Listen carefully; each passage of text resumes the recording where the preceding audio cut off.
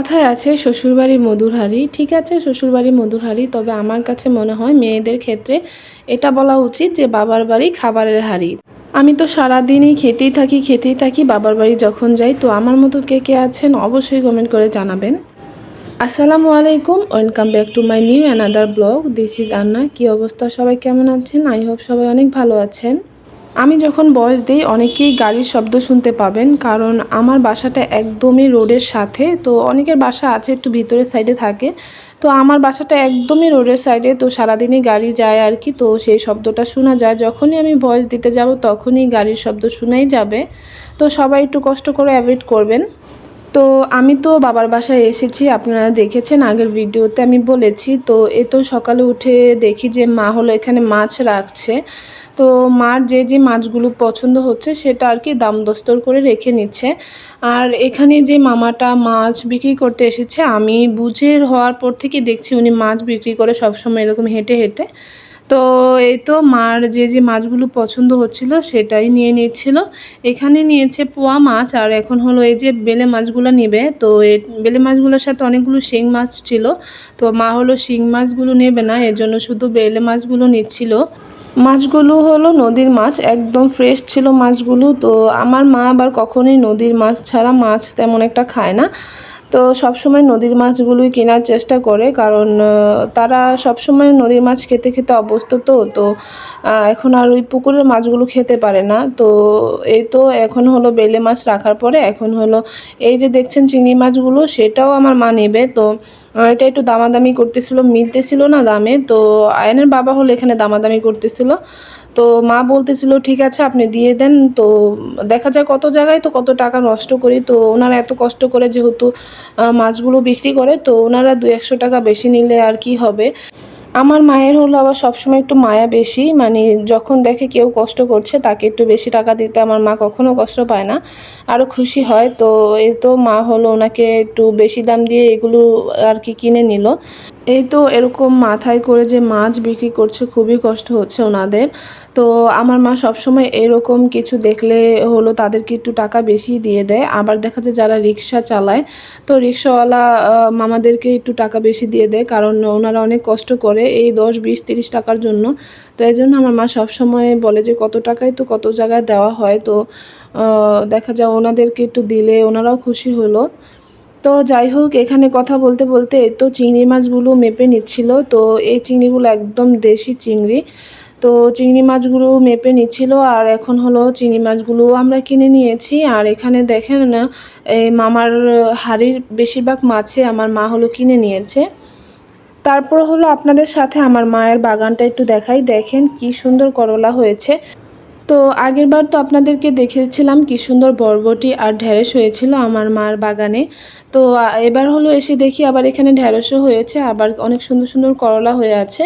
তো ভিতরের সাইডটাতে গেলে আরও দেখাতে পারতাম, অনেকগুলোই করলা হয়েছে। তো আমি বাইরের সাইডটাতেই একটু দেখাচ্ছিলাম। তো এই তো দেখেন এই যে এই সাইড দিয়েও আরও করলা হয়েছে। তো নিজের হাতের সবজি লাগিয়ে সেই সবজি রান্না করে মানে খাওয়ার যে আনন্দটা, সেটা মানে বলে বোঝানোর মতো না। আমার মা তো অনেক খুশি হচ্ছিল, মানে এই যে একটু একটু সবজি যে লাগিয়েছে সেটা থেকে সবজি তুলে খাচ্ছে, সেটা আমার মা খুবই এনজয় করতেছিল। তো এই তো এখানে চিংড়ি মাছগুলো দিয়ে দিল, এখন হলো মাছগুলো নিয়ে যাব ঘরে। তো আজকে হলো মাছ রাখা হয়েছে এখানে, চিংড়ি মাছ আর পোয়া মাছ আর বেলে মাছ। তো যাই হোক, এখন হলো মা হলো মাছগুলো কাটিয়ে নেবে। আর সকালের খাওয়া দাওয়া এখনও হয়নি। এখন হলো আমি সকালে খাবার খেতে বসে পড়লাম, মানে ভাত খেতে বসে পড়লাম। তো এখানে হলো আমি শাক নিয়েছি। তো মা হলো এই যে মার সবজি বাগান থেকে কিছু শাক তুলেছে, সেই শাকগুলি রান্না করেছে। তো এখন শাকগুলো দিয়ে আমি মজা মজা করে ভাত খাবো। আর এখানে হলো মা রান্না করেছিল মাছ। তো আমি পুরোটা মাছ খেতে পারবো না, এজন্য আমি অল্প একটু মাছ ভেঙে নিয়েছিলাম। আর এখন মাছটা দিয়েও আমি ভাত খেয়ে নেব। আর তারপরে ছিল গরুর মাংস, আমি গরুর মাংস সবশেষে একটু নেব। তো মার বাসায় আসলে দেখা যায় এত আইটেমের খাবার থাকে, কোনটা দিয়ে শুরু করব সেটাই বুঝতে পারি না। তো অনেক সময় সব রকমের খাবারই নেই, আবার অনেক সময় যেটা বেশি ভালো লাগে সেটা দিয়ে পুরো ভাতটা খাওয়ার চেষ্টা করি। তো আজকে সব কিছু একটু একটু নিয়ে খাওয়ার চেষ্টা করলাম। তো এই তো এখানে হলো মাছ দিয়ে আমি ভাতটা খেয়ে নিচ্ছি। এরপরে হলো আমি সবশেষে একটু গরুর মাংস নিয়ে নিয়েছিলাম, আর এখন গরুর মাংসটা দিয়ে আমি খাবারটা শেষ করব। এরপরে খাওয়া দাওয়া শেষ করে দেখি যে আমাদের পাশের বাসার একটা আপা আছে, ওনাকে দিয়ে হলো মা মাছগুলো কাটাচ্ছিল। তো উনি হলো মাছগুলো সুন্দর করে পরিষ্কার করে একদম কেটে দিচ্ছিল। তো এখান থেকে হলো আজকে মা কিছু মাছ রান্না করবে। তো তারপরে দেখি হঠাৎ অনেক জোরে বৃষ্টি শুরু হয়ে গিয়েছে। তো ভাইয়া বলতেছিল চলো সবাই মিলে একটু বৃষ্টিতে গোসল করি। তো ইদানিং আবার বৃষ্টি দেখলে ভালো লাগে না, কারণ যে পরিমাণে বৃষ্টি হচ্ছিল আর বৃষ্টির কারণে যে বন্যার অবস্থা ছিল, তো এই জন্য বৃষ্টি তেমন একটা ভালো লাগতো না। তো বৃষ্টিতে তেমন একটা ভিজা হয় না, যেহেতু বাবার বাসায় গিয়েছি তো সবাই মিলে একটু ভিজছিলাম।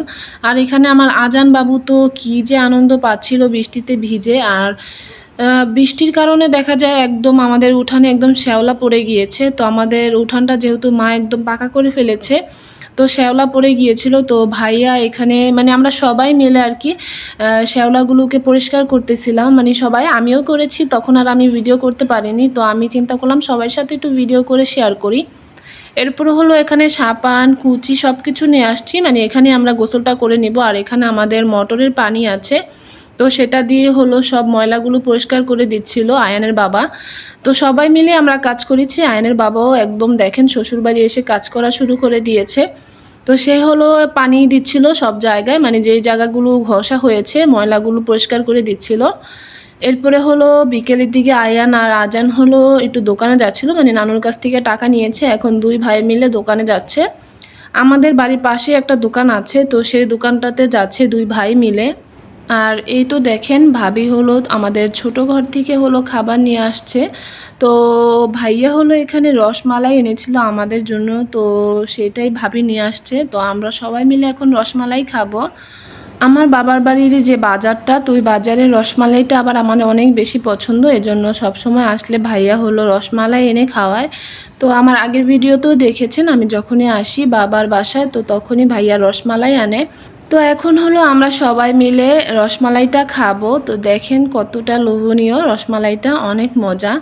তো আমি যেহেতু একা এসেছি, আয়ানের বাবা আমার সাথে আসেনি, মানে আয়ানের বাবা পরে আসবে। তো আজকে আসবে আয়ানের বাবা, মানে আমরা তো আগের দিন এসেছি, আজকে হলো আয়ানের বাবা আসবে। তো আয়ানের বাবার সাথে আবার একদিন থেকে তারপরে হলো বাসায় চলে যাব।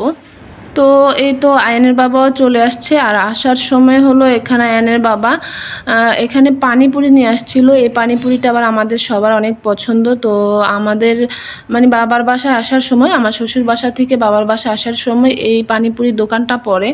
তো আয়নের বাবা এখানে অনেকগুলো পানিপুরি নিয়ে আসছে, আর এখন আমরা সবাই মিলে টুপটুপ করে পানিপুরিগুলো সব খেয়ে নিব। আর এই যে দেখেন আমার বিড়াল ছানা হলো উকিঝুঁকি দিচ্ছিল। তো ও যখনই আমাকে ভিডিও করতে দেখে এরকম উকিঝুঁকি দেয়, আবার ও যদি কিছু করতে নেয় তখন আমাকে বলবে মা ভিডিও করো, মা ভিডিও করো। তো ও এখন বুঝে গিয়েছে আমি সব কিছুই ভিডিও করি। তো এই তো সন্ধ্যার দিকে, মানে এখন প্রায় 7টার মতো বাজে, সন্ধ্যা 7টার মতো বাজে। তো এখন হলো আজকে হলো আমি চিকেন ফ্রাই বানাবো। তো মা বলতেছিল যে তুমি ভালো মতো বানাতে পারো, তো তুমি চিকেন ফ্রাইটা বানাও, আমরা সবাই মিলে একসাথে খাবো। তো মায়ের ফ্রিজে যে মাংসগুলো ছিল নামিয়ে নিয়েছি। তো মাংসগুলো যেহেতু ছোট ছোট পিস ছিল, তো এই জন্য ছোটো ছোটো পিস দিয়ে আজকে চিকেন ফ্রাইটা করব। তো সাধারণত দেখা যায় চিকেন ফ্রাইয়ের পিসগুলো একটু বড় বড় থাকে, তো আজকে ছোট ছোট মানে চিকেন দিয়ে আর কি ফ্রাইটা করব। তো এখানে আমি যা যা মশলা দিচ্ছি, তো আদা রসুন পেস্ট দিয়েছি, এরপরে মরিচের গুঁড়ো, তারপরে হলো যে ঘরে বানানো যে গরমের মশলা গুঁড়োটা সেটা, তারপরে এখানে লবণ, এরপরে দিয়েছি হলো টেস্টিং সল্ট, অল্প পরিমাণে দিয়েছি একটু ফ্লেভার আসার জন্য আর কি। তারপরে দিয়ে দিলাম এখানে টমেটো সস। আর এখানে হলো ভাবি বসে বসে রসুন কাটতেছিল, মানে আমি তো চলে যাব, তো এই জন্য আমাকে একটু ভর্তা বানিয়ে দিতে বলেছি মাকে। তো এই জন্য ভাবি হলো এখানে রসুনগুলো ছিলে নিচ্ছিল। আর এখন আমি সব কিছু একসাথে ম্যারিনেট করে নিব। ও সাথে আমি একটু লেবুর রসও দিয়েছিলাম। তো কোনো মশলা যদি স্কিপ হয়ে যায় তো ক্ষমা দৃষ্টিতে দেখবেন, কারণ আমি তো একটু ভিডিওর পরেই ভয়েসটা দিচ্ছিলাম। তো এরপরে হলো এখানে আমি ময়দা নিয়ে নিয়েছি, ময়দার সাথে শুধু লবণ দিয়েছি। এরপরে হলো ভালো করে মিক্স করে নিচ্ছিলাম। তো তারপরে হলো মাংসগুলো কিছুক্ষণ ম্যারিনেট করে রেখে দিয়েছিলাম, তারপরে এখন আমি হলো ভেজে নেব। এখানে ময়দাতে ভালো মতো একটু গড়িয়ে পানিতে দিচ্ছি, মানে মাংসগুলো আপনারা দেখেন খেয়াল করে তাহলে বুঝতে পারবেন। তারপরে হলো হয়তো ময়দাতে গড়িয়ে আমি কয়েক পিস মাংস এখানে এমনি দিয়ে দিব। তারপরে আবার মানে পানি থেকে উঠিয়ে আবার হলো আমি ময়দাতে ভালো মতো গড়িয়ে নিব। তাহলে দেখা যায় সুন্দর একটা উপরে মানে ময়দার লেয়ার আসবে আর কি। তো এটা ভালো মতো একটু নেড়েচেড়ে নিতে হবে। আমার হাতের এই চিকেন ফ্রাইটা মানে সবাই অনেক বেশি পছন্দ করে, যাকেই আমি খাওয়াই সবাই অনেক অনেক বেশি পছন্দ করে। তো ভাইয়া হলো আমাদের বাসায় গিয়েছিল, তো ভাইয়াকে খাইয়েছিলাম। তো ভাইয়া বলতেছিল মানে বাসায় আসার পরে তুমি আজকে বানিও। তো এই জন্যই সবার মানে সবাইকে খাওয়ানোর জন্যই আর কি বানাচ্ছিলাম। এখানে অনেকগুলো মাংস ছিল, ভিডিওতে তেমন একটা বোঝা যাচ্ছিল না, এখানে অনেকগুলো মাংস ছিল। তো এখন হলো আমি এই তো ময়দা থেকে উঠিয়ে উঠিয়ে সুন্দর করে আমি কড়াইতে দিয়ে দিচ্ছিলাম। আর এই তো দেখেন এখানে ভাবি হলো আমাকে পানি থেকে মাংসগুলো উঠিয়ে দিচ্ছিল, আর এখানে মা হলো ভেজে নিচ্ছিল। তো এইভাবে কাজ করলে দেখা যায় মানে কাজে তেমন একটা কষ্ট লাগে না, মানে এক হাতে তো আর করছি না, সবাই মিলে ঝিলে করছি। তো দেখেন আমি বাবার বাড়ি খাবারের হাঁড়ি কেন বলেছি। তো আজকের ভিডিওটি এখানেই শেষ করব। Thanks for watching. আল্লাহ হাফেজ।